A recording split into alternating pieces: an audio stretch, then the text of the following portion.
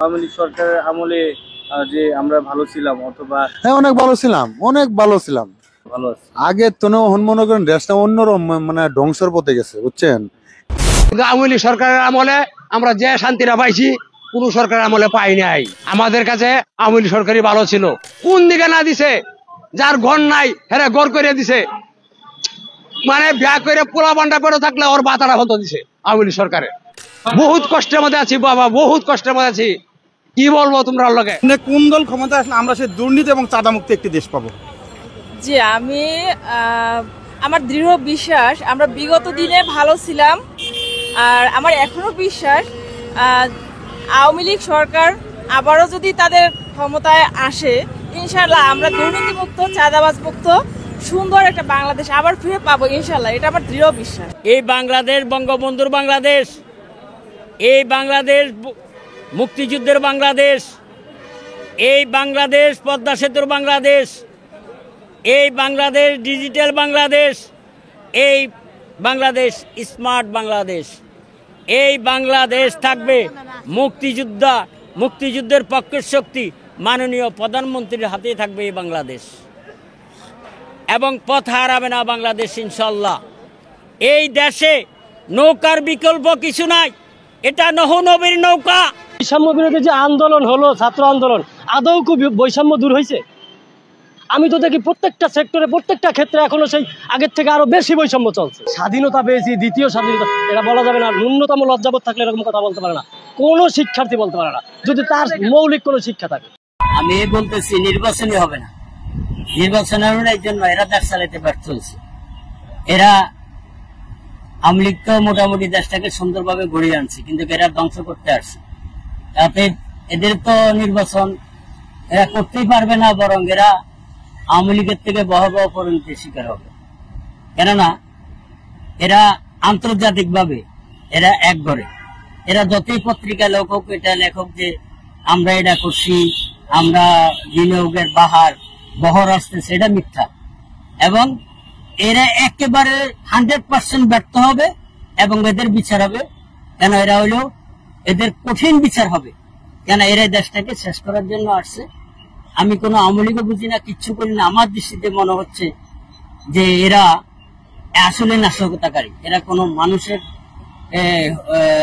মানে মানুষের যে একটা সৌন্দর্য ভাব চক্র কথা বাতি এরা তা বলছে না। এরা খালি আওয়ামী লীগের ফিরে মেরে হারাইবো, অমুকের ফিরে মেরে হারাইবো, অমুকের কাইটে হারাইবো, অমুকের সচিবালয় থেকে বাইর করে দেন, আওয়ামী লীগ আওয়ামী লীগ আওয়ামী লীগ এটাই বলছে। অতএব এরা পারবে না, এরা ব্যর্থ হবে, নির্বাচনও হবে না। পরবর্তীতে কে আসবে জানি না, তবে নির্বাচন হবে না। এরা নির্বাচনও করতে পারে না। এরা নিজের যান বাঁচানোর জন্য কোথায় যে পালাবে সেটাই তারা করবে। কারণ এরা এখন পালানোর সুযোগ খুলতেছে।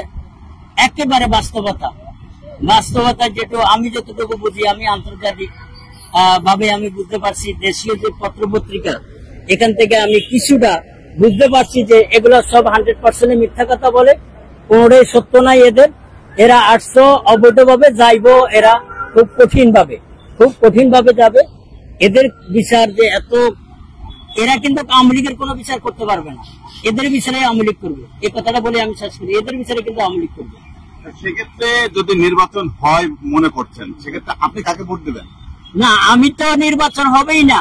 আমি ভোট দিলে ওকেই দিব যারা এই দেশটা স্বাধীন করে বাংলাদেশটা প্রতিষ্ঠিত করছে। তারা নতুন বাংলাদেশ মানি গাঁজাখোরের বাংলাদেশ, নতুন বাংলাদেশ মানি দর্শনের বাংলাদেশ, নতুন বাংলাদেশ মানি হাইজাক ছিনতাই ডাকাতি বাংলাদেশ, নতুন বাংলাদেশ মানি অস্থিতিশীল বাংলাদেশ, নতুন বাংলাদেশ মানি আওয়ামী লীগ খুঁজে আওয়ামী লীগকে হত্যা করার বাংলাদেশ।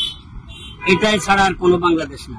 আর আমি ভোট দিলে স্বাধীনতার পক্ষে যারা এই দেশ আনছে তাদেরকে দিব, এবং আওয়ামী লীগও বুঝি না এখানে, আর বিএনপিও বুঝি না, জামাত ইসলামকে তো দিবই না। কেন এরা একত্র শ্রেণী পরাজিত শক্তি, এরা এই দেশকে ধ্বংস করার জন্য আসছে। এরা একত্র শ্রেণী আমার 30 লক্ষ বাঙালিকে হত্যা করছে, 2 লক্ষ 69 মা বোনের যে নষ্ট করছে। এই দেশটা কিন্তু বঙ্গবন্ধু স্বাধীন করছে, তারে বাড়ি এরা পড়াই দিছে, তারে বাড়ি এরা ভাঙ্গিয়ে দিছে। অর্থাৎ মানুষের মনে খুব আছে, সময় মতো এদের কঠিন বিচার হবে। এরা কিছুই করতে পারবে না, এরা ব্যর্থ হবে, এরা এখন পালাইবার পথ খুঁজছে। আমি একটা কথা বলি, সুদখোর ইউনূসকে যারা সমর্থন করছে সে কোনো মুসলমান হতে পারে না। একেবারে একটা সুদ করছে, একেবারে সুদখোর। আমি মুসলমান হিসাবে আওয়ামী লীগকে ভালোবাসি না, কাউকে ভালোবাসি না। আমি ইমান নিয়ে বাঁচতে চাই। আমি হুজুর পাক সাল্লাল্লাহু আলাইহি সাল্লামের আল কোরআনকে বিশ্বাস করি, আমি ধর্মকে বিশ্বাস করি। ধর্মকে যদি বিশ্বাস করে ইউনূসকে কেউ সমর্থন করতে পারে না। ইউনূস হলো একটা সুদখোর। সেই সুদ খাইয়া এ দেশের মহিলাকে সুদ খাওয়া শিখাইছে। এই ব্যক্তিকে যে সমর্থন করবে সেও জাহান্নামে যাবে, সেও জাহান্নামে। হয়তো এখানে আমাকে অনেকে মার দিতে পারে, অনেকে এই ছেলেরা হয়তো আমার থাপ্পাই গেলে তা ফলাই দিতে পারে, কিন্তু আমি স্বাধীনতা দেখছি, আমি মুক্তিযোদ্ধা দেখছি। বঙ্গবন্ধুর নেতৃত্বে দেশ স্বাধীন হয়েছে। আমি সত্য কথা বলবো, আমি কোনো কাউকে ভয় করি কথা বলি না। আমার বয়স 81 বছর। 81 বছরে যদি এই ছেলেরা আমার মাইরে হালায় তাহলে আমি খুশি হব, কেন আমি এই বাংলাদেশ দেখতে চাই না। যে বলছেন কেন বলছি বাবা তোমরা ইয়ং পোলাবানি, এই তো না, হ্যাঁ না না না আমি কি বলছি, না না না না না না না না আমি বলতেছি, এখন বলতেছি এসব ইয়ং পোলা ভাই। না না না বাবা আমি তোমারে কি বলতেছি, না না না না না আমি এখন ব্যাপার হইল আমি চাচ্ছি এরকম একটা দেশ বিএনপি ক্ষমতা যাবে, আওয়ামী লীগের গায়ে হাত উঠবে না। জামাত ইসলাম ক্ষমতা যাবে, আওয়ামী লীগের গায়ে হাত উঠবে না। আওয়ামী লীগ ক্ষমতা যাবে, বিএনপির গায়ে হাত উঠবে না। জামাত ইসলামের ক্ষমতা যাবে, বিএনপির গায়ে হাত উঠবে না। এই বাংলাদেশ আমি চাই, যে বাংলাদেশে কেউ কারো বাড়ি ভাঙতে পারবে না, কেউ কারো অত্যাচার করতে পারবে না। সেই বাংলাদেশ আমি চাই, সেই বাংলাদেশে আমি চাই আওয়ামী লীগ ক্ষমতা এলে বিএনপির গায়ে হাত দিতে পারবে না, জামাত ইসলামের গায়ে হাত দিতে পারবে না।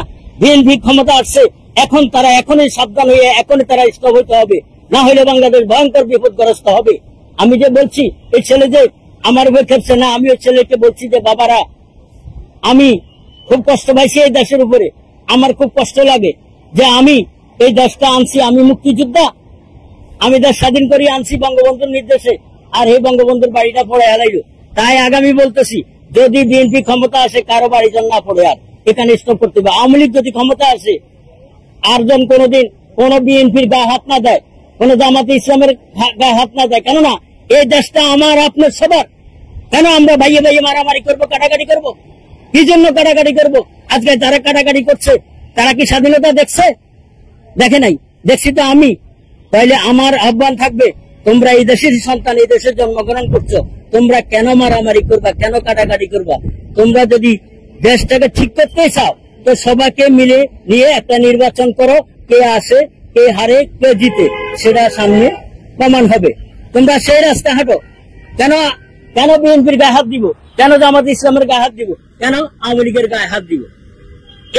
এই রাস্তা ছাড়তে হবে, এই রাস্তা ছাড়তে হবে, এই রাস্তা ছেড়ে দিতে হবে। রাস্তায় একটাই, আমরা এই দেশে জন্মগ্রহণ করছি, আমরা ভাই ভাই হিসাবে চলবো। রাজনৈতিক দল থাকতে পারে, রাজনীতি করতে পারেন, কেউ আওয়ামী লীগ করবে, কেউ বিএনপি করবে, কেউ জামাত ইসলাম করবে, কেউ জাতীয় পার্টি করবে, কিন্তু আওয়ামী লীগের অপকর্মের জন্য আওয়ামী লীগ তার বিচার হবে, কিন্তু কারো বাড়ি ভাঙার অধিকার কারো নেই, কারো গিরাগুড়া